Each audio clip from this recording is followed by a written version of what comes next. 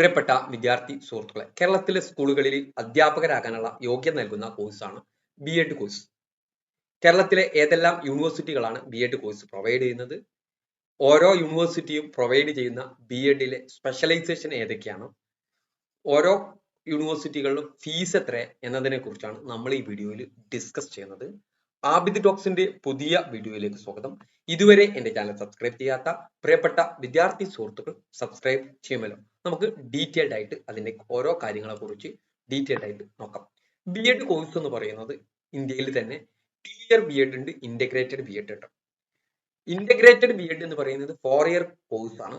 After plus ടുവിന് ശേഷമാണ് ഈ 4 ഇയർ ബി.എഡ്. അത് ഡിഗ്രി പ്ലസ് ബി.എഡ് ആണ്. 4 ഇയർ ബി.എഡ് അല്ലെങ്കിൽ ഇന്റഗ്രേറ്റഡ് ബി.എഡ് കേരളത്തിൽ തന്നെ വളരെ കുറഞ്ഞ സീറ്റ്, അതിന് നാഷണൽ ലെവലിൽ നടക്കുന്ന എൻട്രൻസ് എക്സാം എഴുതണം. NIT കാലിക്കറ്റിൽ മുൻ വർഷങ്ങളിൽ നടത്തി പോരുന്ന കോഴ്സാണ്. കേരളത്തിൽ പുതുതായിട്ട് 2 or 3 സെൽഫ് ഫിനാൻസിങ് കോളേജിൽ ബി.എഡ് 4 ഇയർ ബി.എഡ് കോഴ്സ് തുടക്കം കുറിച്ചിട്ടുണ്ട്. അത് പ്ലസ് ടുവിന് ശേഷമാണ് അതിന് പോകാറുള്ളത്. അതിന് എൻട്രൻസ് എക്സാം എഴുതൽ നിർബന്ധമാണ്. ഓക്കെ, നാഷണൽ ലെവലിൽ നടക്കുന്ന എൻട്രൻസ് എക്സാമിലൂടെയാണ് ഇതിന്റെ admission process.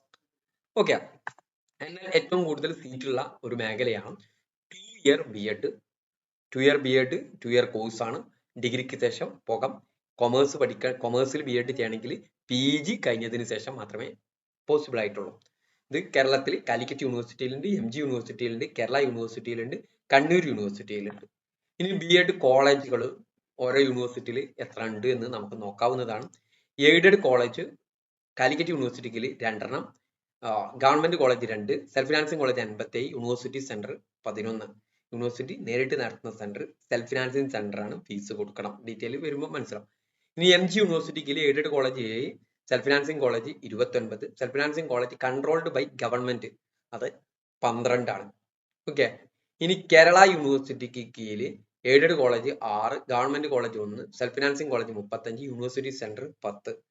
Aided college Kannur university 2, government college 1, self financing college 10, university centre 3. ഈ രീതിയിലാണ് ഓരോ യൂണിവേഴ്സിറ്റി കീഴിലുള്ള കോളേജുകളുടെ എണ്ണം. ഇതിൽ തന്നെ നമ്മൾ മനസ്സിലാക്കണം, ഓരോ കോളേജിൽ 50 or 40 സീറ്റ് ആണ് ഒരു കോഴ്സിന് ഉണ്ടാവുക. ചില കോളേജിൽ 100 വരെ മാക്സിമം പോകാം. ഈ 50 സീറ്റ് ഓരോ സ്പെഷ്യലൈസേഷൻക്ക് ഡിവൈഡ് ചെയ്യുമ്പോൾ 5, 10, 20, 20-നുള്ളിലൊക്കെ ഓരോ സ്പെഷ്യലൈസേഷനിൽ സീറ്റ് ഉണ്ടായിരിക്കാം. കാലിക്കറ്റ് യൂണിവേഴ്സിറ്റി പ്രൊവൈഡ് ചെയ്യുന്ന specialisation English, Malayalam, Hindi, Arabic, Tamil, Sanskrit, Urdu, mathematics, physical science, natural science, social science, commerce. ഇതിൽ വളരെ കൃത്യമായിട്ട് മനസ്സിലാക്കാം. ആദ്യം പറഞ്ഞ language subject English, Malayalam, Hindi, Arabic, Tamil, Sanskrit, Urdu ഇതൊക്കെ ഇതിന്റെ ഡിഗ്രി. BA ഇംഗ്ലീഷ് പഠിച്ചാൽ ഇംഗ്ലീഷിന് പോകാൻ പറ്റുള്ളൂ, BA മലയാളം പഠിച്ചാൽ മലയാളത്തിന് പോകാൻ പറ്റുള്ളൂ. മാത്തമാറ്റിക്സിന് പോകാൻ പറ്റുന്നവർ സ്റ്റാറ്റിസ്റ്റിക്സ്, മാത്തമാറ്റിക്സ് കഴിഞ്ഞ ആളുകൾക്ക് പോകാം. ഫിസിക്കൽ സയൻസ്, ഫിസിക്സ്, കെമിസ്ട്രി കഴിഞ്ഞ വിദ്യാർത്ഥികൾക്ക് പോകാവുന്നതാണ്. ചില യൂണിവേഴ്സിറ്റികളിൽ കമ്പ്യൂട്ടർ സയൻസ് കഴിഞ്ഞവർക്ക് ഫിസിക്കൽ സയൻസിന് പോകാൻ സാധിക്കും. Natural science, biology, botany, zoology പോലുള്ള നാച്ചുറൽ സയൻസ് കോഴ്സ് ഡിഗ്രി കഴിഞ്ഞവർക്ക്. Social science, economics, political science, sociology, history, ഇതിപ്പോ പബ്ലിക് അഡ്മിനിസ്ട്രേഷൻ പോലുള്ള സോഷ്യൽ സയൻസ് കോഴ്സുകൾ കഴിഞ്ഞവർക്കാണ്. കൊമേഴ്സ്, MCOM കഴിഞ്ഞ വിദ്യാർത്ഥികൾക്കാണ് പോകാൻ സാധിക്കുക. ഇനി MG university English, Malayalam, Hindi, Arabic, Sanskrit, mathematics, physical science, natural science, social science, commerce, learning disability, intellectual disability, ഈ 2 കോഴ്സിനും എനി ഡിഗ്രിയാണ് യോഗ്യത.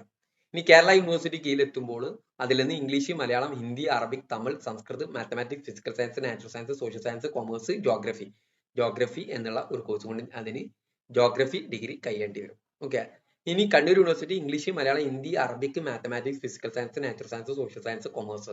ഇതാണ് കോഴ്സുകളായിട്ട് ഓരോ യൂണിവേഴ്സിറ്റി കീഴിലും നൽകുന്നത്. ഇത് ഓരോ കോളേജിലും ഡിഫറെന്റ് സ്പെഷ്യലൈസേഷൻ ആയിരിക്കും അവൈലബിൾ ആയിട്ട് ഉണ്ടാവുക. ഈ ട്യൂഷൻ ഫീസ് ആയിട്ട് വരുന്നത് എല്ലാ യൂണിവേഴ്സിറ്റിയിലും ഗവൺമെന്റ് എയ്ഡഡ് കോളേജിൽ ട്യൂഷൻ ഫീസ് ഒരു വർഷത്തേക്ക് 2100 രൂപയാണ് ട്യൂഷൻ ഫീസ് ആയിട്ട് വരുന്നത്. എന്നാൽ സെൽഫ് ഫിനാൻസിങ് കോളേജിൽ വരുന്നത് ഗവൺമെന്റ് പ്രകാരം മെറിറ്റ് സീറ്റിലാണ് അഡ്മിഷൻ കിട്ടുക 45,000, മാനേജ്മെന്റ് സീറ്റിലാണ് 60,000 ഓരോ വർഷത്തേക്കുള്ള ഫീസാണ്.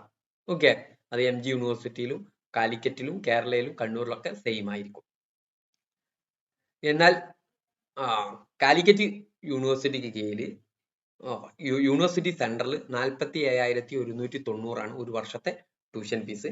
കേരള യൂണിവേഴ്സിറ്റിയിൽ വളരെ കൃത്യമായിട്ട് പറയുന്നു അതിലുള്ളത് 45,000-നും 40,000-നും 50,000-നും ഇടയിലായിരിക്കും കേരള യൂണിവേഴ്സിറ്റിയിൽ യൂണിവേഴ്സിറ്റി സെന്ററിൽ. കണ്ണൂർ യൂണിവേഴ്സിറ്റിയിൽ യൂണിവേഴ്സിറ്റി സെന്ററിൽ 45,000. ഇത് ഒരു വർഷത്തേക്കാണ്. B.Ed കോഴ്സ് 2 വർഷമാണ്. 2 വർഷവും ഈ ഫീസ് അടയ്ക്കേണ്ടി വരും എന്നുള്ളത് വളരെ കൃത്യമായിട്ട് മനസ്സിലാക്കി വെക്കുക.